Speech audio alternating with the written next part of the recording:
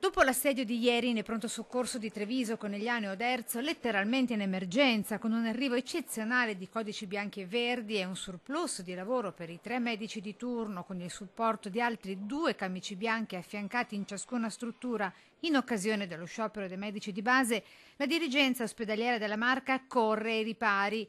Già preallertati i medici ospedalieri in reperibilità in vista della prossima mobilitazione dei colleghi di medicina generale e prevista a dicembre per le giornate del 13, 14 e 15, ovvero mercoledì, giovedì e venerdì. In pronto soccorso metteremo un medico in più che chiameremo per rispondere in tempi brevi alla richiesta delle persone. E visti gli arrivi emergenziali registrati ieri pomeriggio, i suggerimenti per cercare di evitarli o comunque arginarli nel corso del prossimo sciopero. Quindi, se possibile, nel momento in cui la persona ha una sintomatologia, cerchi di andare al pronto soccorso o comunque di farsi vedere dal medico, evitando magari di aspettare tempo. Consigli a parte, la trattativa con medici di base si sarebbe opacizzata nella richiesta del passaggio dei medici di famiglia sotto la Regione Veneto. Tengo a precisare che il medico di base, perché ovviamente poi chi ci ascolta deve essere fornito di tutte le informazioni necessarie a poter capire,